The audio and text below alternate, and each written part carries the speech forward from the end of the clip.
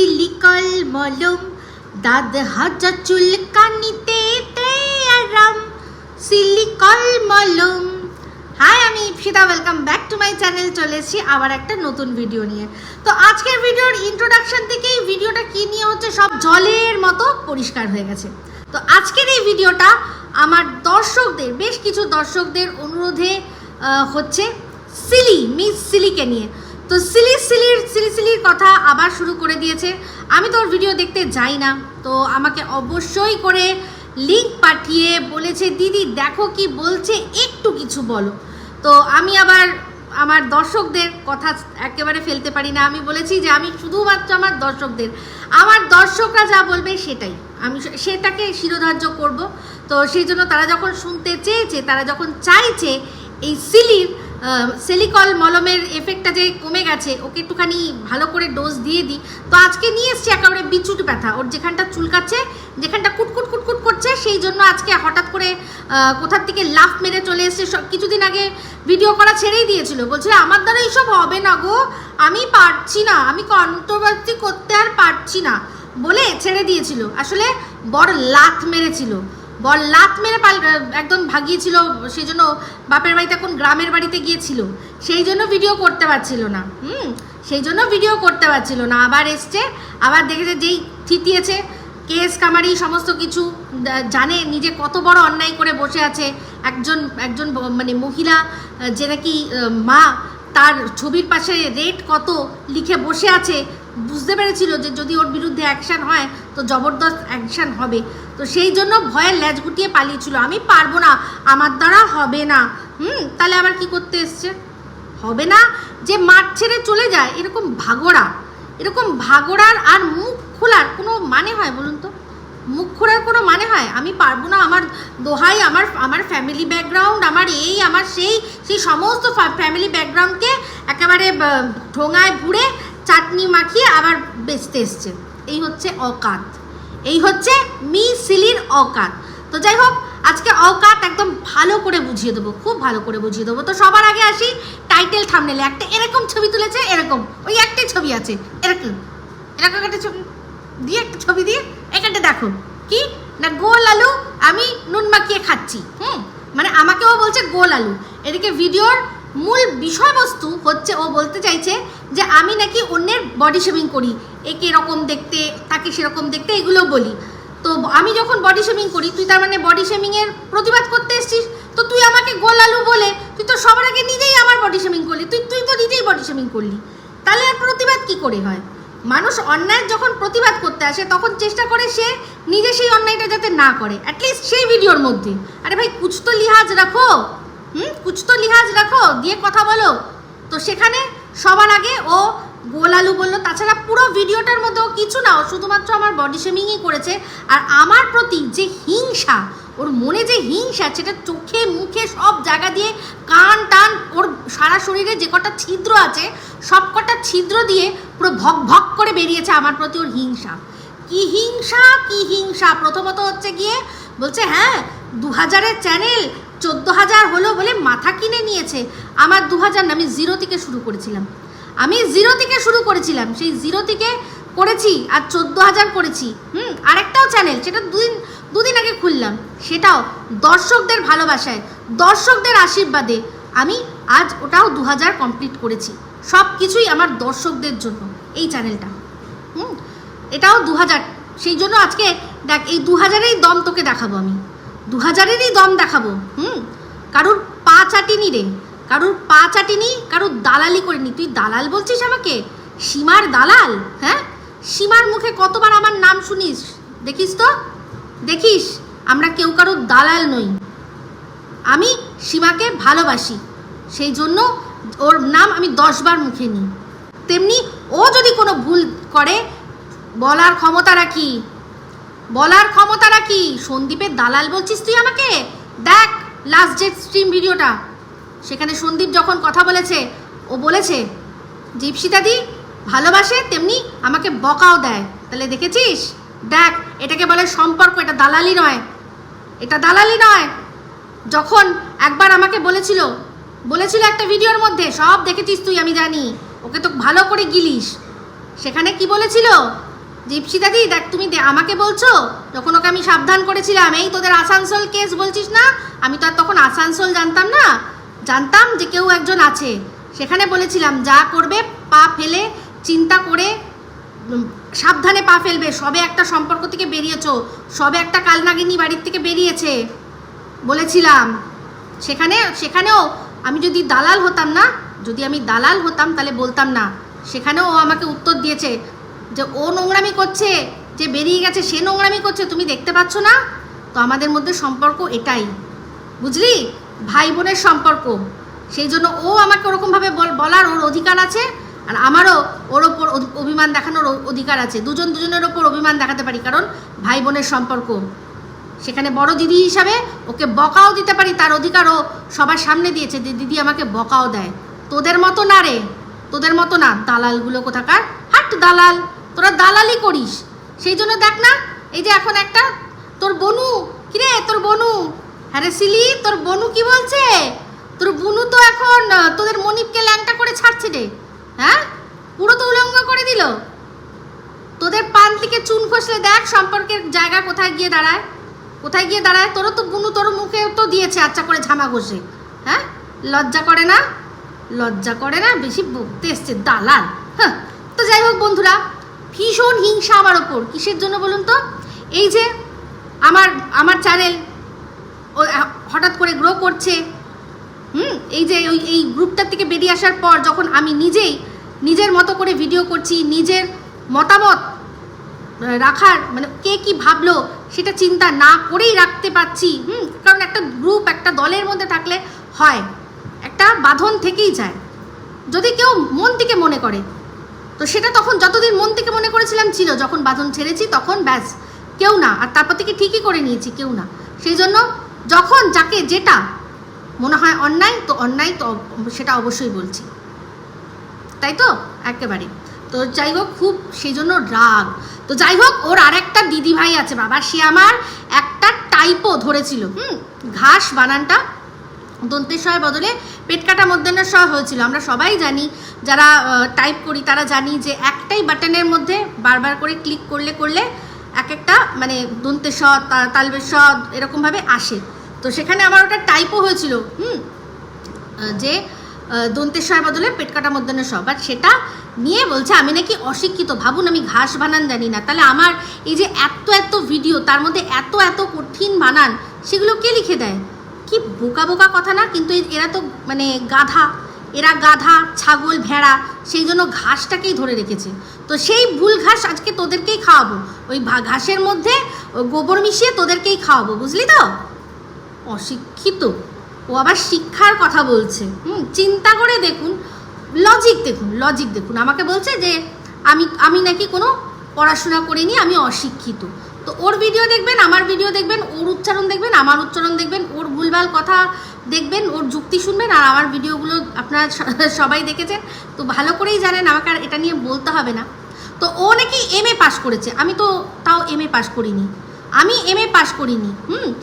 তাহলে ও নিজেই বলেছে যে ওর বিয়ের কথা, ওর বরকে ওর পছন্দ ছিল না, ওর বর নাটা, ওর চেয়ে বেটে বামন, ওর বর অ্যাকচুয়ালি বামন।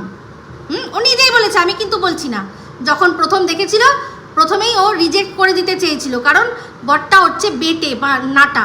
কিন্তু তার সত্ত্বেও বিয়ে করেছে কেন জানেন? শুধুমাত্র সেন্ট্রাল গভর্নমেন্ট চাকরি করে বলে। বিকেলে ভোরের চিঠি। নমস্কার, আমি টিটি, টিকিট দেখি। তাহলে ভাবুন, একটা মেয়ে যে পড়াশোনা করে নিজের এমন যোগ্যতা করেছে যে MA পাস করেছে, সে তো তার তো ক্ষমতা হওয়া উচিত যে না, সরকারি চাকরি আমি জুটাবো, তাও এরকম নাটা একজনের সাথে, বামনের সাথে আমি বিয়ে করব না, কারণ আমি তো একেবারে খাম্বে যাসি খাড়ি। হ্যাঁ, ও তো এত খাম্বা, এত নাকি ও লম্বা। তো লম্বা দিয়ে কি করে নিল, কি উখড়ে নিল? লম্বা দিয়ে কি করলো? ওর পাড়ার বিজলিকা খাম্বা হয়ে দাঁড়িয়ে থাকে, যখন বা বড় বড় গাড়ি যায় তখন কি তারগুলোকে ওপরে এরকম করে তুলে ধরে রাখে, যেরকম দেখবেন একটা আঁকশি থাকে এরকম, সেরকম ও কি আঁকশি নাকি ওরকম যে ওই কাজে লাগিয়েছে ওর লম্বাপনাটা? তাহলে ওই রকম একটা লোককে বিয়ে করলো কিনা, যে কিনা বেগুন গাছে আঁকশি দেয়। ওরকম বেটে বামন একটা বেগুন গাছে আঁকশি দেওয়ার মতো লোক একটাকে বিয়ে করলো কেন? পয়সার লোভে, লোভী পয়সার লোভ, সে আবার কথা বলতে এসছে। হ্যাঁ, নিজের কোনো যোগ্যতা নেই, জানে যে নিজে আমার দ্বারা কিচ্ছু হবে না, আমার দ্বারা কিচ্ছু হবে না, একটা সেন্ট্রাল গভর্নমেন্ট চাকরি পাচ্ছি, ভেড়া তার ওপরে বসে যাই। মামন তো কি হয়েছে, পাশে নিয়ে হাঁটবো না, তাহলেই হলো। লজ্জা করে না? কম্প্রোমাইজ করিস? তুই এত সুন্দরী, তুই এত সুন্দরী, তুই এত শিক্ষিতা, তার সত্ত্বেও তোকে কম্প্রোমাইজের বিয়ে করতে হলো, যাকে পছন্দ না তাকে বিয়ে করতে হলো, তার সাথে সব করতে হলো। ছি, লজ্জা করে না? আবার বলতে আসিস তোর মতো আরেকটা আছে যে কিনা ঘাসের বানান দেখিয়েছিল, সেই একটা এমন সুন্দরী, অতি বড় সুন্দরী, কিন্তু এমন বর আর এমন ঘর। দেখ, এমন বর আর এমন ঘর। নিজের সৌন্দর্য, নিজের যৌবন কি করলো দিয়ে? কি করে নিল? কি উখড়ে নিল? কি উখড়ে নিল সারা জীবন? সেই জন্য তোদের এত আমার ওপর রাগ। এই যে বামন বলছিস না তুই আমাকে, 5 ফুটের ওপরে আমার হাইট, 5 ফুট 2 ইঞ্চি আমার হাইট। একটা এশিয়ান কান্ট্রিতে একটা মানে বাঙালি মেয়ে, এশিয়ান কান্ট্রি, এশিয়ান যে কটা দেশ আছে তাদেরই, সেখানে একটা মেয়ের হাইট যদি 5 ফুটের ওপরে হয় তাহলেই সেটাকে বলা হয় স্ট্যান্ডার্ড হাইট। মানছি লম্বা বলা যাবে না, বাট স্ট্যান্ডার্ড হাইট, স্ট্যান্ডার্ডের থেকেও বেশি। সেখানে লজ্জা করছিস না? করে না তোকে বামুন বলছিস? এই যে তোদের যে মনি, সেই মনি আমার চেয়েও বেটে, আমার চেয়েও বেটে। আর আমাকে মোটা বলার আগে চিন্তা করে দেখে নিস, তোদের মনি যে সাইজের জামা পরে আমি তার চেয়ে কম সাইজের জামা পরি, বুঝলি? যার পা ধুয়ে ধুয়ে জল খাস, যে বাচ্চা মেয়েটার পা ধুয়ে ধুয়ে জল খাস, শুধু পা তো ধুস না, ও আর ওর যেখানে শোয়, ও আর ওর যে নাগর যখন শুয়ে যে রস, সেই রসও তোরা চেটে পুটে এরম এরম করে খাস, বুঝলি? যে করা তোরা আছিস, অবৈধ সম্পর্কের যে রসগুলো আছে সেগুলো তোদের খেতে খুব ভালো লাগে। নিজের কোনো আইডেন্টিটি বানাতে পেরেছিস? ওই একটাই মাত্র, হাত কাটা বৌদি। তোকে হাত কাটা বৌদি বলে বাড়িতে সবাই জানে, বুঝলি? হাত কাটা বৌদি করে শুধু মানুষকে পিন মারতে আসবে, এমন অবস্থা। তাও নিজের কোনো যোগ্যতা নেই। জামাইবাবু সোহাগী, জামাইবাবু সোহাগী, জামাইবাবুকে লালায় সবাইকে। কেন রে, তোর জামাইবাবু তোর নাকি রে, পোশাক গোলাম নাকি রে? তুই বলবি বলে ছু করে সবাইকে সব কিছু করে দেবে? বলেছিলাম তো, ক্ষমতা থাকলে লালাস। একবার তো বলেছিলি সীমাকে নাকি মার খাওয়াবি, কবে হলো সেটা? হলো? হবে? সীমাকে মার খাওয়াবি? তো জামাইবাবু নাকি চৌরাস্তার মোড়ে দাঁড়িয়ে সীমার চুলের মুঠি ধরে মারবে। উফ বাবা, কি এখনো মারার ইচ্ছা আছে? যদি ওটা চেঞ্জ হয়ে যায়, এবার আমাকে বল, আমাকে দেখ কোথায় যেতে হবে বল, যাচ্ছি। চুল নিয়ে সব নিয়ে, কোথায় কোথায় কোনটা ধরে উনি মারে দেখবো। অসভ্য মেয়ে মানুষ কোথাকার, চুলকানি। বর, ওর বর বিকেলে ভোরের চিঠি। নমস্কার, আমি টিটি। টিকিট দেখি। ওর বর টিটি, বুঝলি? কত নম্বর প্ল্যাটফর্মে দাঁড়া সেটাও জানি। যা বল গিয়ে চেঞ্জ করে নিতে, নাহলে যাবো গিয়ে দেখাবো যে বউকে ঠিক মতো দিতে পারেন না, নাকি কিছুই দিতে পারেন না, যে বউ এরকমভাবে চুলকানি মিটাতে ওয়াইটিতে ঘুরে বেড়ায়। যাবো, কত নম্বর প্ল্যাটফর্ম আমার ভালো করে জানা আছে। হঠাৎ করে আমার বরের পেছনে পড়েছে যে আমার বর নাকি চাকরিও জোটাতে পারেনি। কেন চাকরি জোটাতে যাবে রে আমার বর কেন চাকরি জোটাতে যাবে? আমার বরের যখন ক্ষমতা আছে, সে রিস্ক নিয়ে বিজনেস করতে পারে, তার যখন ক্ষমতা আছে বিজনেস করে সংসার চালানোর, কেন চাকরির জন্য অপেক্ষা করতে যাবে? চাকরি জোটানো মানে চাকরি করলেই সব? তাহলে বলছি সেই আম্বানি, টাটা, বিড়লা এদের কোনো যোগ্যতা নেই, এরা কিছু করেনি। মানছি ওই রকম লেভেলে না থাকুক, তারা তাদের লেভেলে, আমরা আমাদের লেভেলে।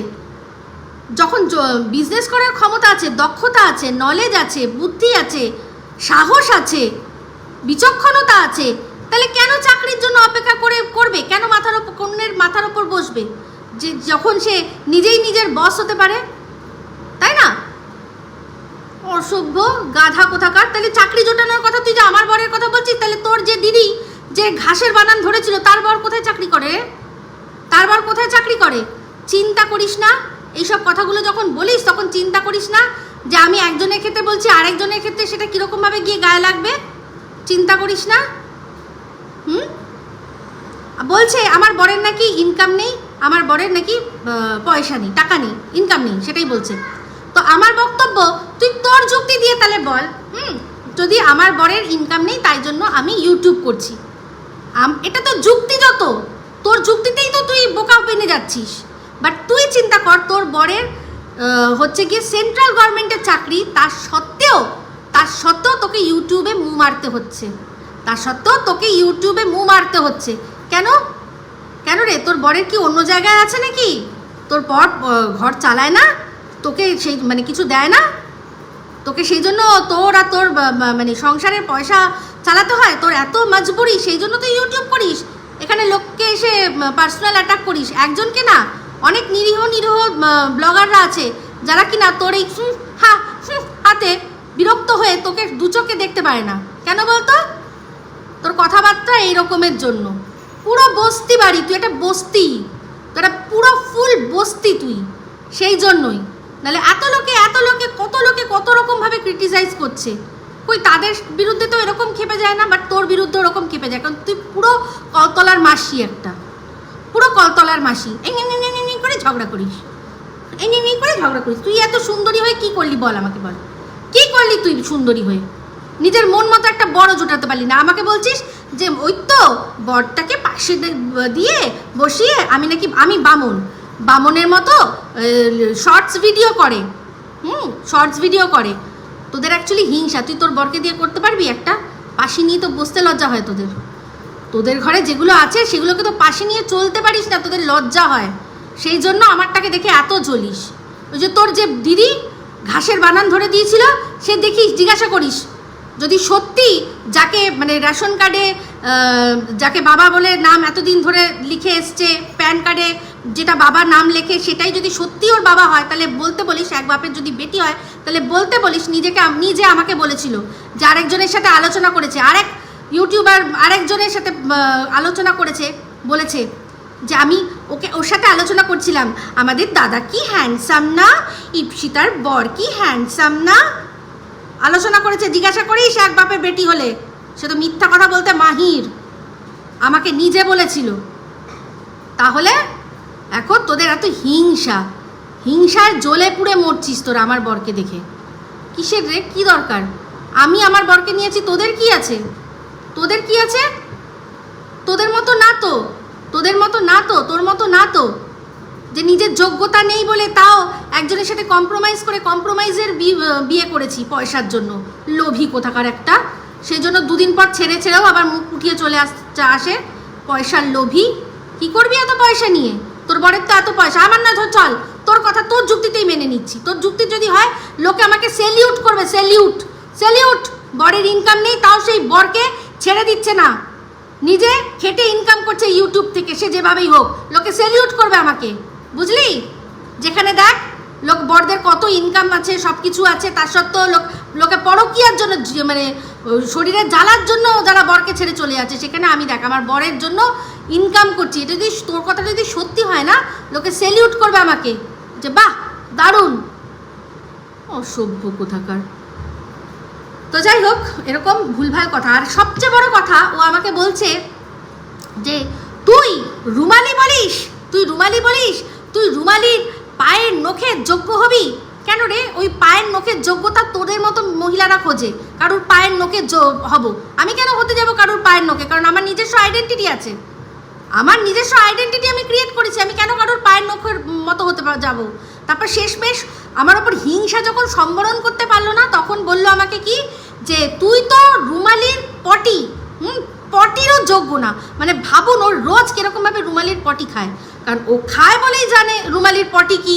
পটির ভেতর থেকে সোনা বেরোয় না, রূপো বেরোয় না, হিরে বেরোয় না, মণিমাণিক্য বেরোয়, ও জানে।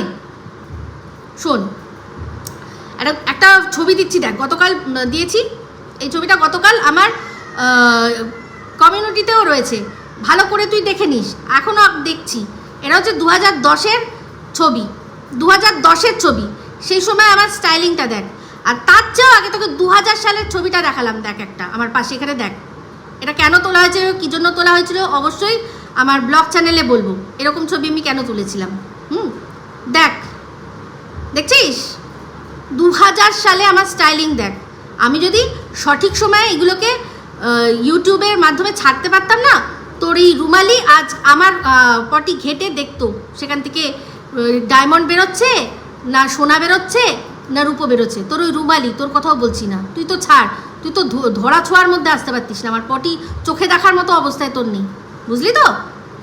বুঝলি যে সময় এরা এসব জানে না না, যেসব স্কুলে ওই যে বলে না, যেসব স্কুলে ওরা এখন পড়ছে সেই স্কুলের প্রিন্সিপালকে আমি শিক্ষা দিতাম, প্রিন্সিপালের আমি টিচার ছিলাম, বুঝলি? সব স্টাইলিং ওসব শুধু ওই বগল চাচার মতো আর শরীর দেখানোর মতো আমার মেন্টালিটিও ছিল না, আর আমার বর আমাকে পারমিশনও দিত না, আর আমার কোনোদিনও ক্ষমতাও হতো না আমার বরকে বলবো যে বগল চেঁচে দেখাবো, অনেক পয়সা আছে, ছিল না, কোনোদিনও ছিল না, বুঝলি?